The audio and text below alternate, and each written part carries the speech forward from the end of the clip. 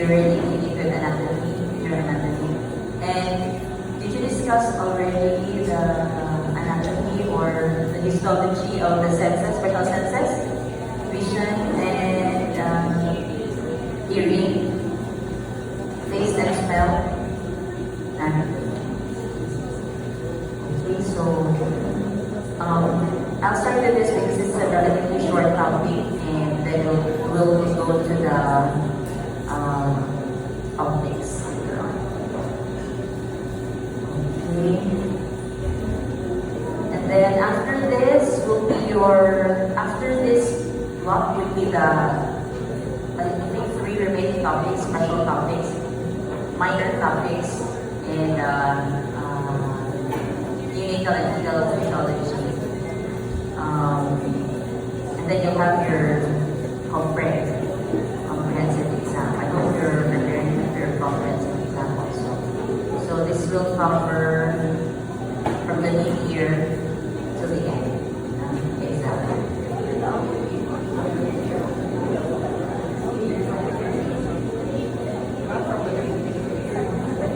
Not from the beginning, mid-year and now.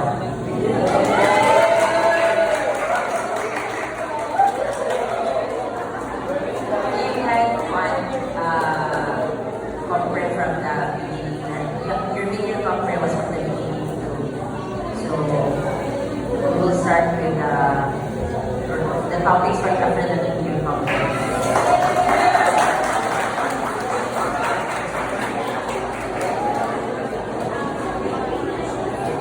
Okay, so let's begin with our little topic at hand.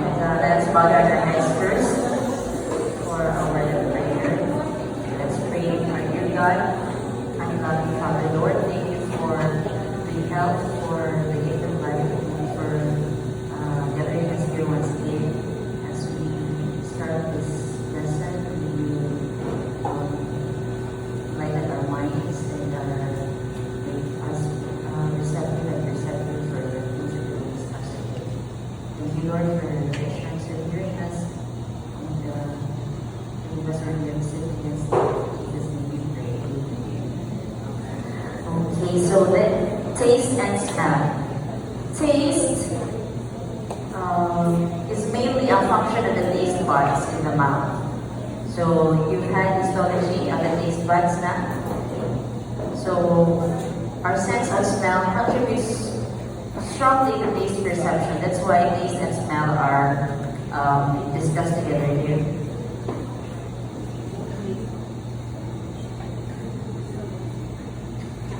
Texture of food is detected by tactile senses of the mouth, the presence of substances in the food that stimulate pain and taste, such as pepper, greatly alter the taste experience. That's why we have,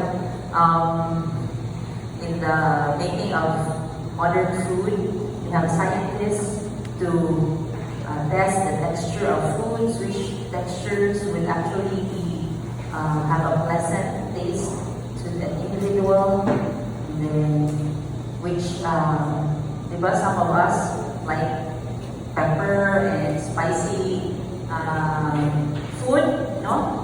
To enhance the taste experience. It's different for different individuals. Importance of taste is it allows a person to select food in accord with the desires and often in accord with the body tissue's metabolic need for the specific substances. There are 5 primary taste sensations: sour, caused by acids; salty, caused by ionized salts; and sweet, caused by various classes of organic molecules like sugars, glucose, aldehydes, ketones, alcohols; bitter, caused by long-chain organic substances including nitrogen and alkaloids like quinine, caffeine, and nicotine. And the last one is umami, which is a Japanese word for delicious. The dominant taste of food containing L-glutamine. Okay, so these are the 5 primary taste sensations. And when we eat, it's usually a combination of these primary sensations that will determine the taste of the food. And for these different sensations, they have different threshold for taste. If you notice, just of note here is that the bitter taste, we have a very low threshold for tasting bitter, something bitter. This is important because most poisonous substances, toxins, have a bitter taste. And even a small bitter taste, you would really feel it, you would really taste it. Okay, so we have a very low threshold for the bitter taste. And shown in this table in your book is the relative taste indices of the different substances. So the one on the top, the different taste, you have different indices with relative compared to the, like for example, for the sweet substances, it is compared to sucrose with an index of 1. So you have here a more sweet substance and a less sweet substances.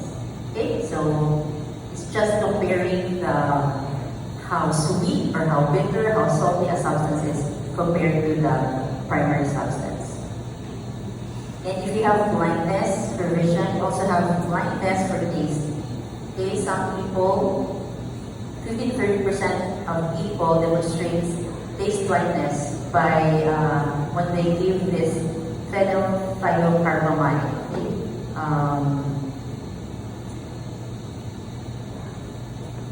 That's taste blindness. And as I've said, this is a function of the taste bud, which you have learned in your histology. Okay, we have here the taste bud, and out into the pore, you have taste hairs or microvilli, which would be the ones responsible for attaching to the taste molecules and would send signals, okay, to the nerve fibers that are interspersed in the taste buds. Okay, and then you have taste buds, different location. You have this in your histology, right? Right? No?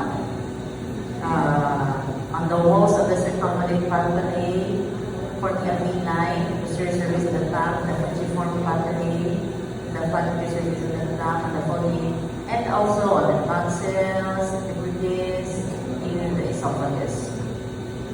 And each taste bud usually responds mostly to one of the primary taste stimuli when the taste substance is in low concentration.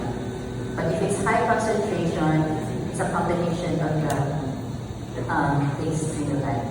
Okay? That it says that the taste bud is specific for a primary taste stimulus. So the mechanism for the stimulation of taste bud is simple.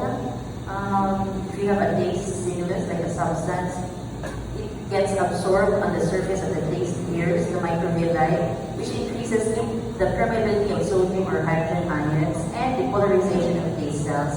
And then impulse cells are sent through the taste nerve fibers to the CNS. Okay? So, same mechanism, general mechanism for the stimulation. So,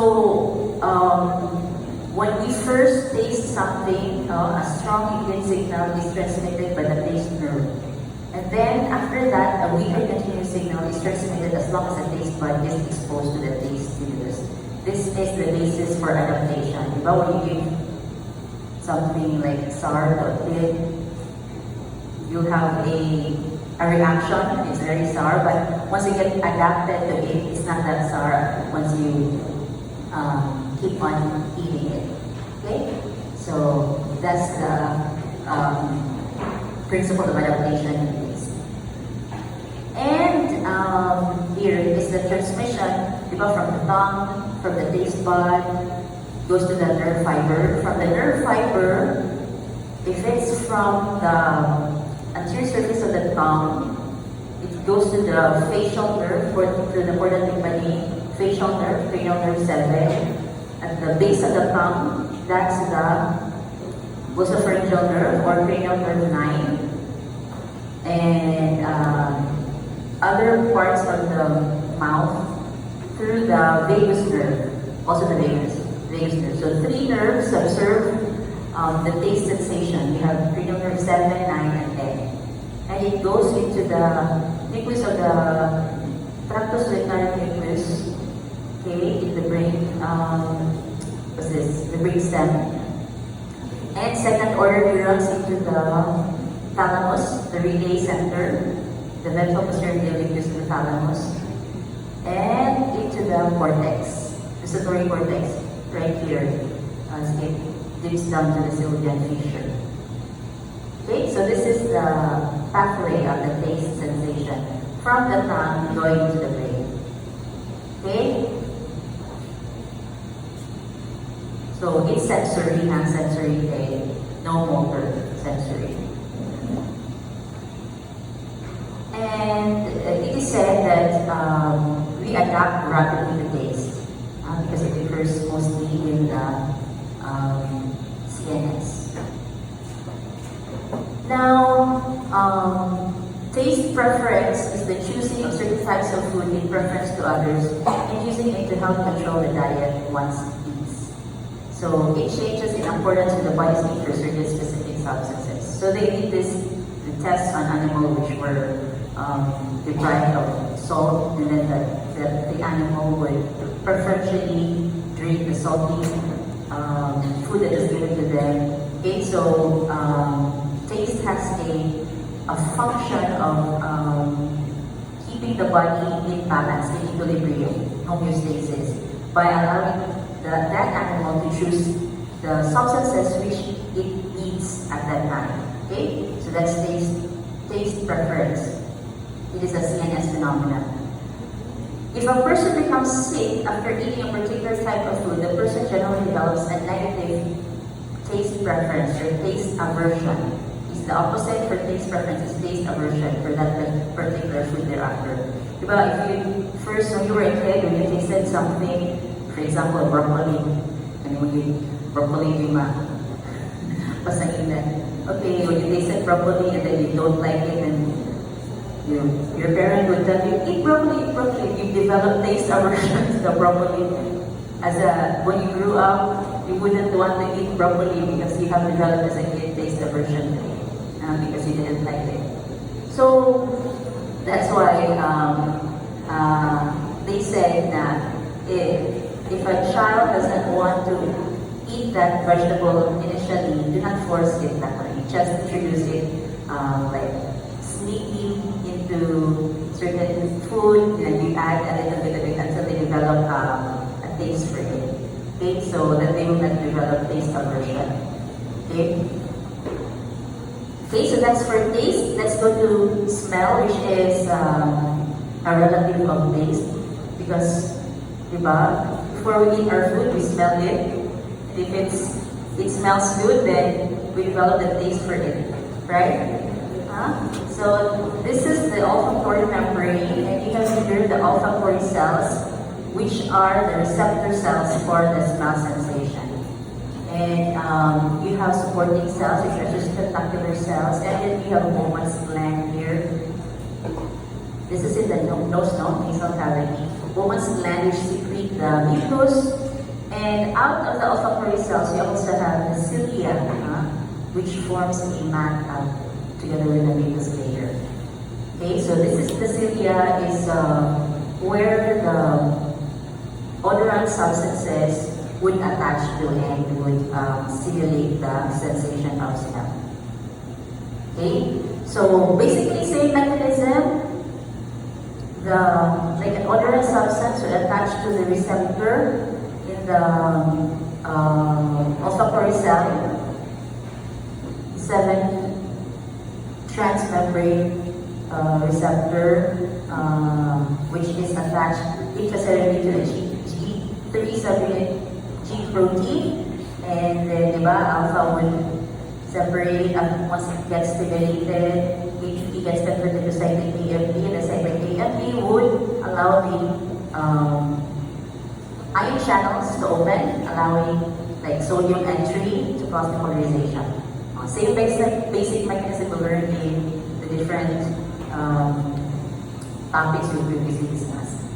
Okay, so this is the mechanism for olfactory cell stimulation. There are certain physical factors affecting the degree of stimulation. Only volatile substances that can be seen into the nostrils can be smelled. You cannot smell non-volatile substances, right? Substances must be at least slightly water-soluble so that it can pass through the mucus to reach the olfactory cilia, and also lightly lipid-soluble. So, because lipid constituents of the cilia itself are weak barriers to non-lipid-soluble odorants. And then if we have taste sensations, we also have sensations of smell. Diba? We have discomfortations, musky, floral, pepperminty, ethereal, pungent, putrid. These are sensations. There's a lot more. These are the more common ones. And smell has this, could be pleasant or unpleasant. If you notice, if you can smell something, it reminds you of something pleasant or some bad memory, good memory, right? Who can relate? I know everybody can relate, diba? If you smell something from your childhood, huh? You know. Or you smell the perfume of someone you love. Okay? It brings back memories, diba?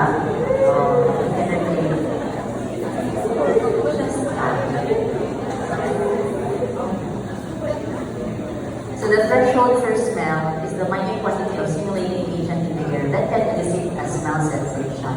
Like for example, methyl mercaptan, which is added with natural gas in our champagne, which gives the gas an odor that can be detected when even small amounts of gas leak from a pipeline. For safety, it's added to these gases so that we can smell it if there's even a small leak. Because we have a very low threshold for smell for methyl mercaptan. Okay? And then, for grading the smell intensity, we said that smaller range of intensity discrimination than the other sensory systems, because we're concerned more with detecting the presence or absence, not so much with grading how smelly or how pleasant the smell is. It's more of the presence or absence. Okay? So we have a small range of intensity discrimination for the sense of smell. Okay, so the transmission from the smell from the olfactory cell, if we have for the taste, cranial nerve 7, 9, and 10. For smell, it's cranial nerve 1, olfactory nerve. Okay, goes into the olfactory bulb. You have the medial and lateral olfactory area. Olfactory bulb. Okay, so we have three pathways for the smell sensation into the higher senses, the CNS. So you have the very old olfactory system. We call them medial olfactory area. Here, medial olfactory area. So this is associated with more primitive responses to olfaction, such as nicotine, salivation, other feeling responses, caused by the smell of fluid by primitive emotional drives associated with smell. So, because it's old, it's primitive responses. The less old, or the lateral olfactory area, is associated with aversion to foods, food aversion. This is the only area that the entire cerebral cortex where sensory signals pass directly to the cortex without passing first through the thalamus. So it doesn't relate to the thalamus. And then the neural pathway is for the conscious analysis of odor. So these are the three olfactory pathways into the CNS. Okay, so that's it for very short for taste and smell. Easy to understand and read your book. Let's go to vision because it's 3 chapters in your book. So we'll just go through the most important ones.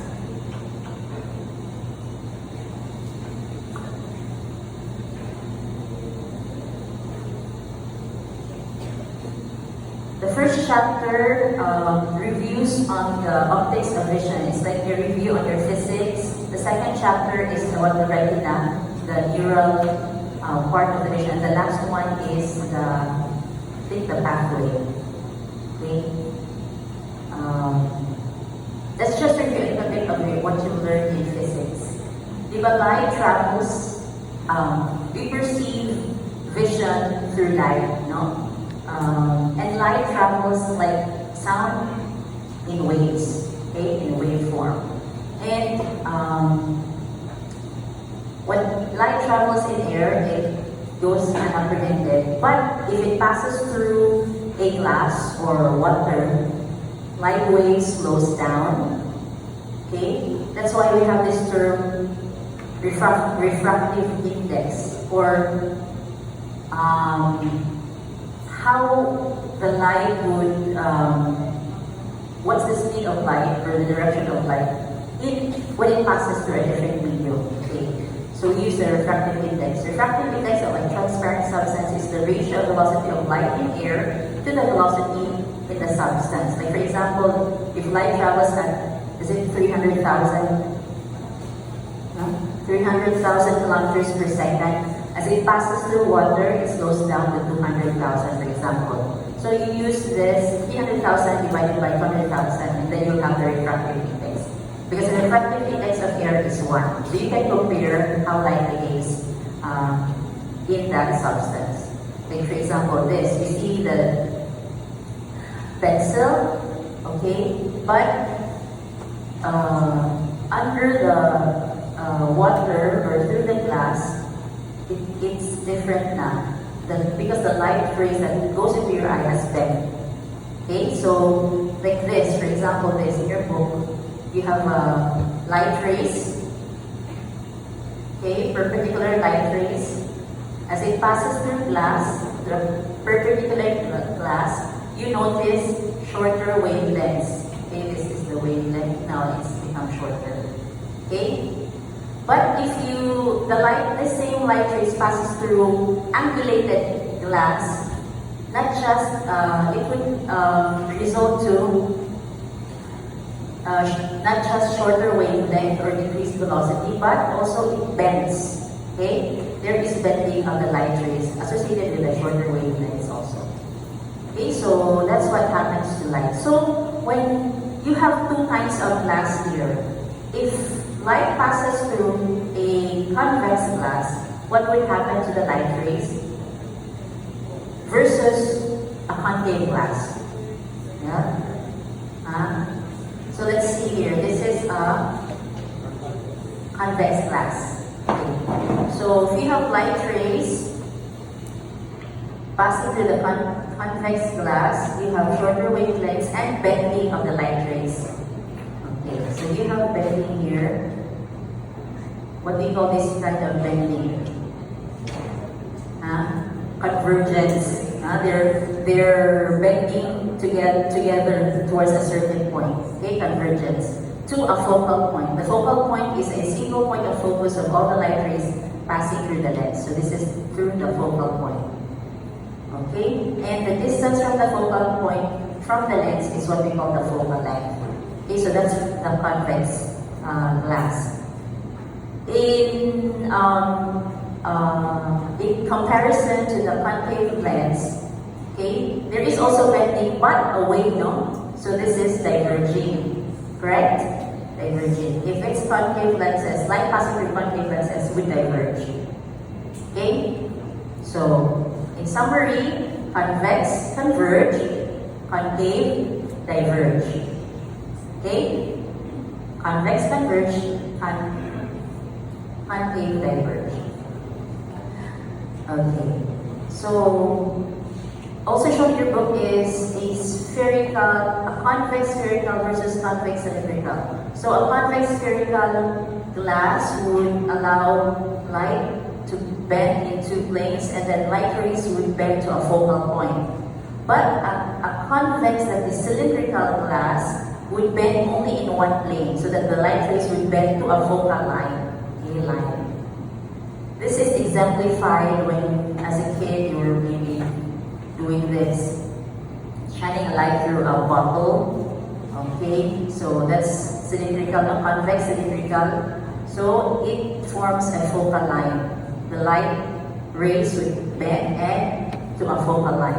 But in comparison to a convex spherical, like a magnifying glass, okay, the light rays bend and converge into a focal point. Okay, so that's convex spherical. But convex cylindrical, if you put two convex cylindrical in right angles to each other, you would produce a focal point. Because you're bending one plane and then you're bending another plane, it will go into a focal point. Okay? So also shown in your book is the difference between different curvatures of the convex lens and difference in the light source. For example, if you have light source that has parallel light rays passing through a convex lens, you have the focal point here. Okay, so the focal point is here. But if you have a point source, so you have light that is diverging, and it passes through a convex lens, the same convex lens, the focal point is farther. Because it was diverging initially, so the focal point now is farther. But if you have that same point source that's diverging, but you change the curvature of your convex lens, now your focal point is near again. Okay? Because the greater the curvature of your lens, the greater is its ability to bend the light rays. So that the focal point now is nearer. So the focal length is nearer. So this leads us to the next principle. We call the diopter. Diopter is the measurement of the refractive power of a lens. How powerful a lens is in refracting the light. For example, this one here, this convex lens, it is actually the ratio of the focal length, the distance from the lens to the focal point, over 1 meter. For example, if the focal length is 1 meter, 1 divided by 1, that's 1 diopter. Okay. But if you have a more curved convex lens, where the focal point is now half a meter, so that's 0.5 divided by 2, that's 2 diopters. Meaning this is now a more powerful lens in terms of refracting. Okay? 2 diopters. Now, if you have a very curved lens, the focal point is very near now, you have a refractive power of 10 diopters. Okay? The more a lens bends light rays, the greater is its refractive power that is measured in diopters. Okay? So the greater the more curved the lens, the more it will bend, the more is its refractive power. Now let's apply those principles in the eye. Because the eye also has lens. The lens system similar to the camera. It's likened to a camera. And the object formed, the image formed as it passes through the eye is opposite. It's upside down and reverse. Upside down, the left is in the right and the right is in the left. But you might ask, why do we, if I'm looking at you and you're upside down in my eye, you're upside down and left and right, but why do I perceive you as like sitting right now correct upright? Is that the mind? Yeah, it's the brain. It's the brain. The brain is trained to baliktad na mag-know na ang brain. The brain is already trained that everything you see is already upright na. Okay? So, that's why it's already upright. But, otherwise, as the image is reached as it passes through the eye into the retina, it's actually upside down and opposite. Okay? So let's go to the optics of the eye. Okay. We will apply what we've learned so far in optics into the eye. So, it is said that the total refractive power of the eye, the reduced eye, is 59 diopters. That's a lot of power, no? 59 diopters. Because this is provided by these objects, no? Revere anatomy. Diba? As we've said that the refractive index of air is 1.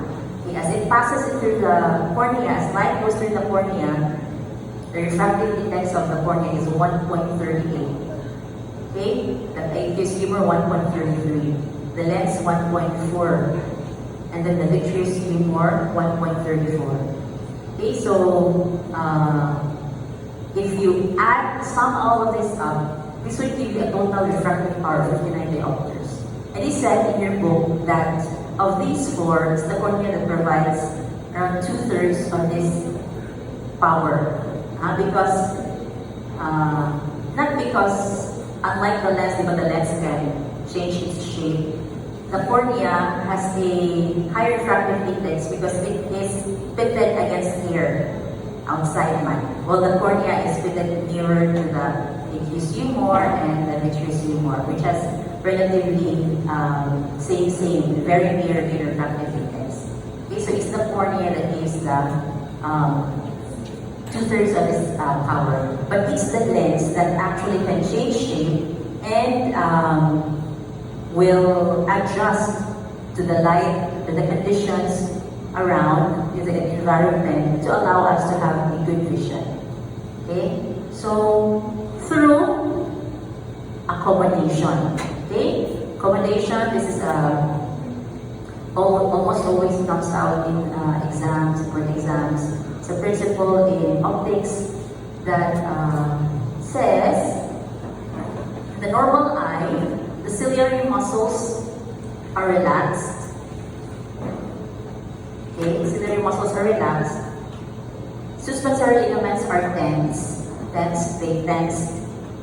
which makes the lens flat in the normal eye. Okay? But in the accommodated eye, like when you're trying to focus on something, your ciliary muscles contract, so the suspensory ligaments tension would be reduced to relax. And then the lens, if this would relax, what would we expect of the lens?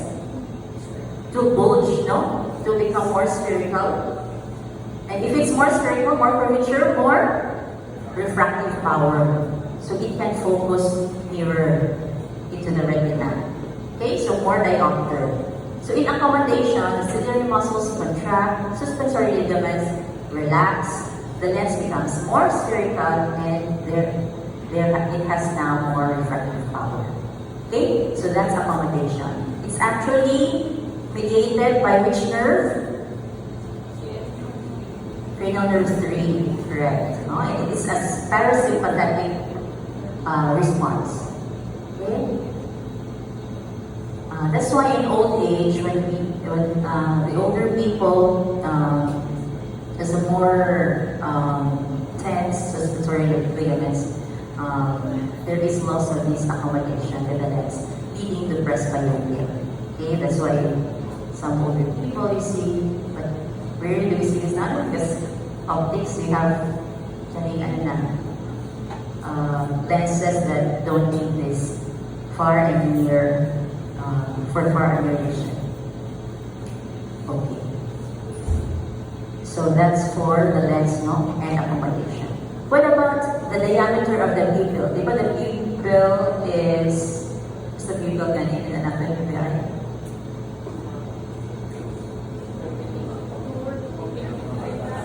Okay.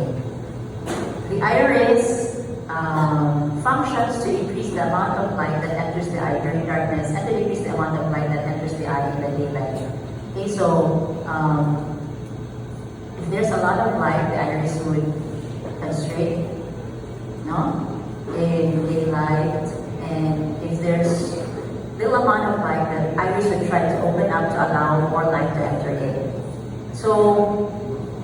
called the pupillary diameter. Okay? And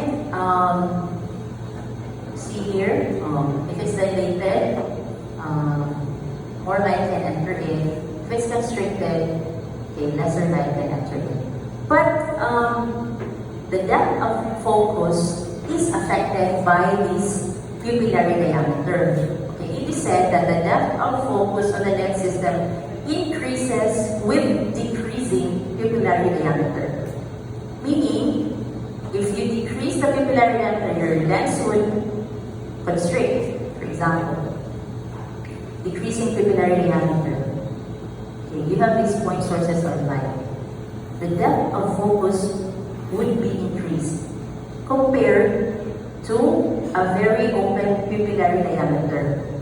Look at this. More light goes in, but the depth of focus is increased. Meaning, if your retina would move forward, this is the depth of focus. This is where you have good vision here at this point of focus, focal point. If your retina would move slightly bit forward or backward, it would become a blur. It would blur. The image would blur. But if you have a decreased pupillary diameter, even if your retina would move slightly forward or backward, there's adjustment in the retina, it's still clear. Meaning, if you have a decreased pupillary diameter, you have a greater depth of focus. You can clearly see it. That's why when you're trying to read something on your pupils would constrict to focus on something. If you have a greater depth of focus when your pupils are decreased than a bigger pupillary diameter. Okay, so far so good? Clear? Now, what happens in errors of refraction? Some people are not so fortunate, like most of you here probably. I also have error of refraction, but I refuse to wear my glasses. So, errors of refraction. We have here emmetropia, which is normal. Okay, so you have here normal eyeball, normal focal point. Okay. Then you have hyperopia or farsightedness, where the eyeball may be too short or the lens system is too weak, so that the point of focus is beyond the retina. Okay? So this is the eyeball, no? This is the cornea, this is the retina here. Oh, it's beyond the retina. Okay, so that's hyperopia or farsightedness. Nearsightedness is for some people who have too long an eyeball, or there is too much refractive power of the lens system, so that the focal point is just in front of the retina. Okay, so what do? We use the lenses, no? We have learned earlier, which was it? Convex, converge, correct? Am I correct? Concave, diverge. So which lens would you put for hyperopia? Convex, converge. So convex, you want it to convex more so that the point of focus would be just right on the retina. For myopia, no, is this myopia? Yeah, myopia, for nearsightedness, you want the concave. So it will diverge more so the point of focus would be on the retina. Okay, so that's how we apply the errors of refraction here. So for myopia, we use concave lenses so that it will diverge. For hyperopia, we use convex lenses, it will converge. Okay, so that's a summary. Convex converge for hyperopia. Concave diverge we use for myopia. What about those with astigmatism? Okay, in astigmatism, it says that the eyeball is the eye has an irregular shape like an egg. If this is the normal eyeball, it has an irregular shape like an egg, so that unlike the myopia and hyperopia where the error is in one plane only, we have different planes of error here in astigmatism. So to correct, you would want to correct different planes, no? So they just use like this, different points of focus for astigmatism in different planes. Okay? And the accommodative power of the normal eye, of the resting eye, can never compensate for astigmatism because there are different planes. So we use cylindrical lenses for correction of astigmatism. So the optometrists would, they just put lens to check if there's some improvement in the eye, and then after that, they add a different lens with a different plane of wood to check if there's improvement in what with the vision. That's what they do. So different planes. Now, contact lenses, they substitute the cornea's usual refraction. If you use contact lenses, you lose the refractive index of the cornea. Now you have the contact lens. So the advantage of using contact lenses over the glasses, for example, is that it turns to the eye and gives a broader field of vision than the glasses, and has little effect on the size of the object the person sees through the lens. When you use glasses, different size is perceived of the objects in front of you. Now, cataracts are opacities in the normally clear lens, and this develops as a result of aging, metabolic disorders, trauma, or heredity. So this is the normal clear lens and cataract. So in modern, just to remove the cataract, it's an outpatient procedure in the hospital. Now, what about visual acuity? Visual acuity is the ability of the eye to distinguish shapes and details of objects at a given distance. I'm sure you know your visual acuity. Yes? Who has 20/20 field of vision? For both eyes, 20/20. So 20 means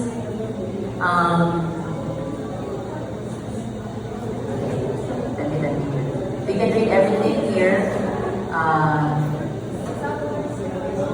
20 feet, you're supposed to be 20 feet away, 20 feet away from the Snellen chart, and the normal visual acuity is 20/20. If, for example, you can read only the topmost, that's 2200, it means that you can read that which a normal person can read that at 200 feet away. Compared to you can read it at 20 feet away. That's 2200. A normal person with normal visual acuity can read that at 200 feet away. Okay? Okay, so that's visual acuity. How about depth perception, or how we determine the distance of an object from us? Okay? They say males have a greater depth perception than females, don't they say? I beg to disagree, Charlie. Okay, we determine depth perception by the size of the images of known objects on the retina. Number 2, the phenomenon of moving parallax, and the phenomenon of stereopsis. So number 1 is, an example of this is like this. We look at a car, and then more cars behind. We know the size already of the car, and we see the car next to it is smaller. We then determine that that car is farther away because it is smaller compared to the known size. We already know the size. Okay, the size of retinal image of known, we compare it to the known object. Okay, so that's why they use optical illusions,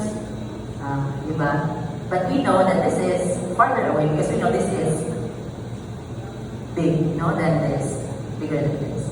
Okay, number 2, for depth perception is moving parallax. So, when you're looking at an object like this, for example, near you, and then you move your head. If you look at, when you move your head, this object will not move as much, but you there at the back, moving away farther. Meaning, you are far. You compare the movement with the known object and the farther object. Okay, such as when you're driving, the farther object, the farther object does not move as much. Correct ba? Nag-move na po. Okay, almost still. The background is almost still. Yeah. And then the last way by which we can determine depth is stereopsis, or the use of two eyes, binocular vision. Okay? By comparing the object of known size and distance with the two eyes and a known object. So that's why they say person with only one eye, is using one eye, has poor depth perception because they use this determination of depth perception through stereopsis. Okay? And then maybe in your second year, you will be using this gadget, the ophthalmoscope, this is an instrument through which you can observe another person's eye by looking through the retina, through this instrument. Okay? So you will have this in your second year. Okay. Now let's go to the fluid system of the eye. You have what's in there? Intraocular fluid. The intraocular fluid helps to maintain sufficient pressure in the eyeball so it is distended. Otherwise, if it's not there, the eyeball will collapse. Okay, it keeps it distended. So it's formed by, what forms the intraocular fluid? Okay, ciliary processes at 2 to 3 microliters per minute. Okay, so you have the aqueous humor here and the vitreous humor behind the lens. Adhere to the lens, you have the aqueous humor. And it passes from the ciliary processes into the lens, out into the canal of Schlemm where it is absorbed, no? Okay, let's take a look at the closer look of the anatomy of the canal of Schlemm. So the intraocular pressure is maintained an average of 15 mmHg, a range of 12 to 20 mmHg. Okay? And we can measure the pressure, the intraocular pressure through tonometry. So before we did this in our vision lab, where a tonometer has a foot plate and it's placed on top of your eyeball and it measures the pressure. So this is a crude way of measuring, but of course you have to put local anesthetic first so that you give it the thinking of that person. Okay, so our intraocular fluid and the trabecular spaces are cleansed by phagocytic cells and reticular epithelial cells in the layered interstitial gel outside the canal of Schlemm. So what happens if there is blockage in the fluid outflow? It leads to glaucoma, which is the leading cause of blindness clinically, the principal cause of blindness. So the normal eye, looks like this, but increased pressure because of probably an increased outflow of intraocular fluid could damage the optic nerve, which when if it is damaged becomes ischemic, okay, could lead to blindness. So this happened to my brother. Apparently, in trans in our family, I have an uncle who had glaucoma. I had who went blind. I had an auntie who had glaucoma but was treated. then my brother, like last year, had an episode where he went to the ER because blurring of vision, for blurring of vision. Then the PGI just dismissed him because maybe he was retired, stressed from work. He's an engineer. So, but when I looked at him, it's really not normal ba.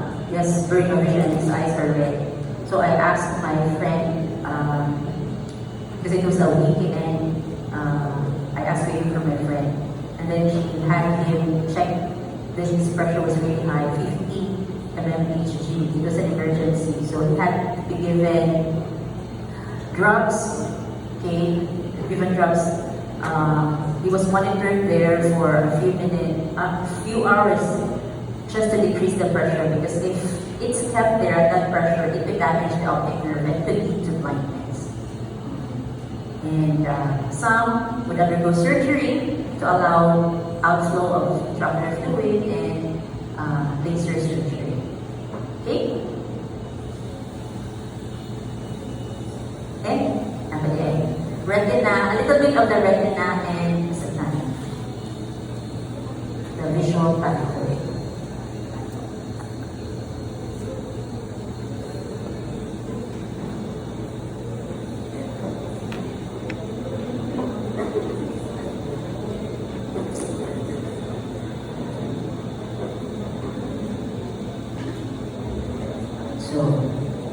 Okay. The retina is the one here behind. Okay. It's the light sensitive portion of the eye that contains the receptors, the sensory receptors for vision. Okay, there are two sensory receptors, the same kind of receptors we discussed by the sensory system, but this time this is for vision, okay, photoreceptors. So we have cones for color vision and rods which detect dim light and responsible for black and white vision. So they're called that because of their structure. The rods detect rods, cones. And these are the layers of the retina. Okay, I leave you to review. You have the photoreceptors here, the outer inner layer, and then you have the horizontal cells, which lie horizontally, and then the signals from the photoreceptors go to the bipolar cells in the inner layer, and finally into the ganglion cells. Ganglion cells lead to the optic nerve. Okay? In the retina, you have this area, a pit, the area called the fovea for acute and detailed vision. Because in this area, there is only cones, no rods. Okay? Okay, so this is the structure of the rods and cones. It has an outer segment which has membrane shells lined with the color pigment, rhodopsin. Okay, and the inner segment with mitochondria and the outer limiting membrane and the nucleus and the synaptic body leading into the bipolar cell. Now the melanin, which is the black pigment in the pigment layer of the retina, prevents light reflection throughout the globe of the eyeball. Okay, so that's why the albinos which lack melanin, okay, their visual acuity is poor because light gets reflected throughout the eyeball. They cannot have a good focus. Okay, their VA is usually poor than the normal person. Okay, so you have here the blood supply of the retina and central retinal artery and the choroid next to the retina. We also have some case where the retina would detach in trauma, for example. Okay, and it's actually an emergency. It has to be repaired surgically. Okay, the photochemistry of vision. So when both rods and cones they have chemicals that decompose on exposure to light. Okay, so here we have light energy, which decomposes beta rhodopsin into luminrhodopsin in a few nanoseconds. fluorhodopsin into metronidazole 1, and then metronidazole 2. Metronidazole 2 is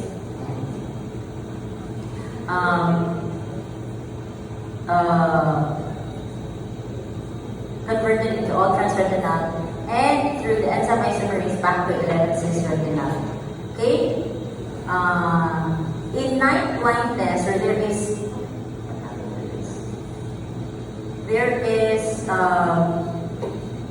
in vitamin A deficient persons. Okay. This leads to night blindness. Rhodopsin, without vitamin A, retinal and rhodopsin that can be formed are severely depressed. Okay? Because vitamin A is needed. Okay, let's just go through this. My slides are on.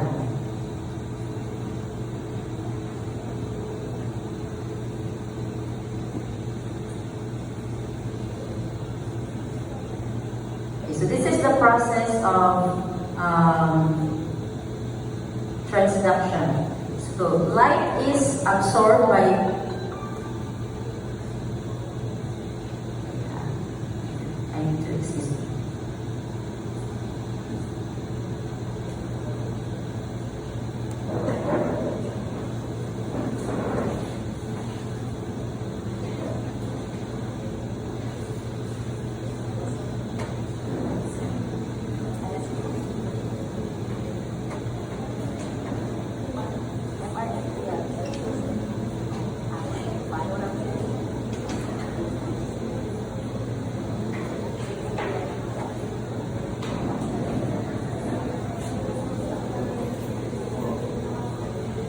okay, so when light is absorbed by the pigment, rhodopsin, it gets activated, no? And the activated rhodopsin stimulates the G protein, transducin, and which then activates the cyclic GMP phosphodiesterase and allows the sodium channels to open and allows sodium to go in.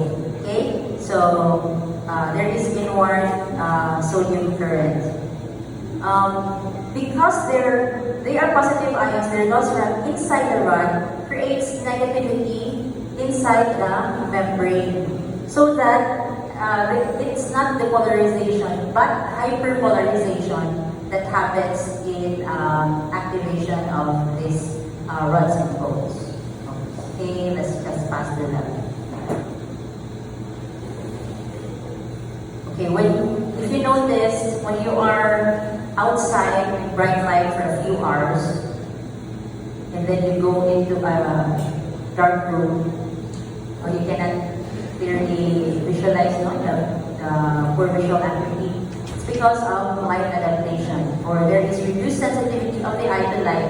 You have been exposed in bright light for hours.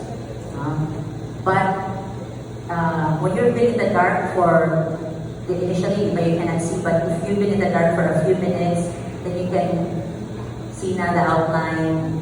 Okay, that's also called dark adaptation. You become more sensitive to the minimal amount of light that is there. Okay. And then lastly, what's important in the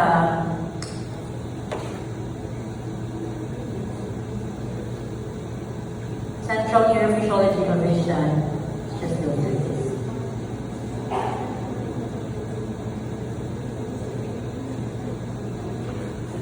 Okay, is the optic pathway. Okay, I want you to look at it. Look at this pathway.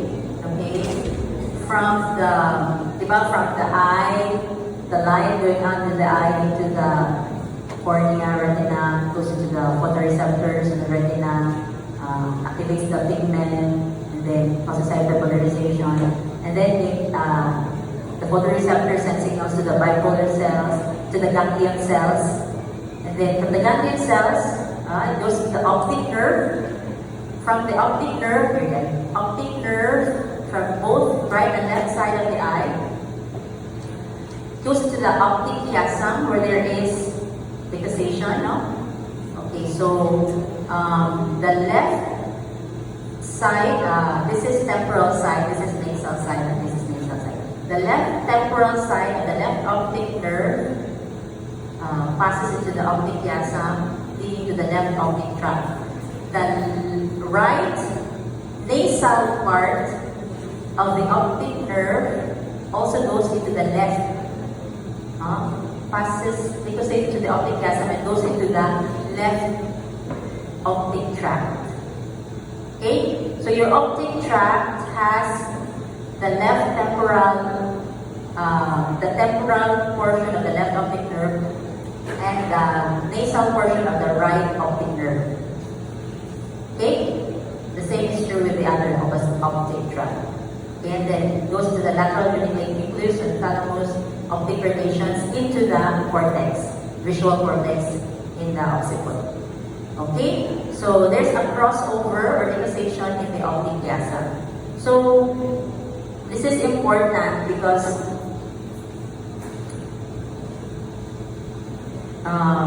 in lesions in the optic pathway, destruction of an optic nerve would lead to blindness in that eye. Okay, left optic nerve, blindness in that eye. But what if there is a lesion in the optic chiasm, like for example, a tumor in the solitary silica where there is the optic chiasm? Like for example, optic chiasm. So what would you see? There is now blindness in the, what's this? Left temporal and right temporal. So bitemporal hemianopsia. Okay? Bitemporal hemianopsia. If the left optic tract is cut, for example, there's a trauma there, what would we expect? Is it left blindness? No. There is blindness in the right nasal, left nasal and right temporal.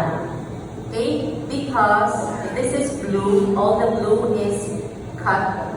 Okay, so here, this is in the right side, that's the here, the temporal right side. Okay? The field of vision is affected. Right,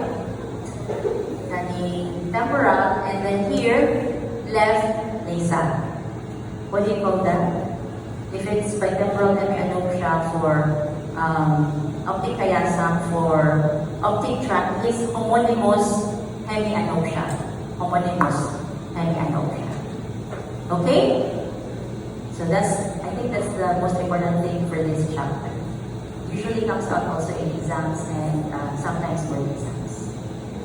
Okay, that's it. These are you already learned this in your anatomy, the muscles, the control movement of the hands. We already discussed this, pupillary diameter, so meiosis and mydriasis. Just know this, Argyll-Robertson Campbell, easy to understand. Porter syndrome. That's it. Okay? I know there's a lot to read, but I have already pointed you to I think, the most important ones. Just review it. Do you have any questions? No questions? Exam for blueprint. Next week is on the topics we discussed today. Okay, so this will be our. I will just go and text Julie. I think 20 or 25, just short. Okay, I'll give blueprint so you will get the response. Is it useful?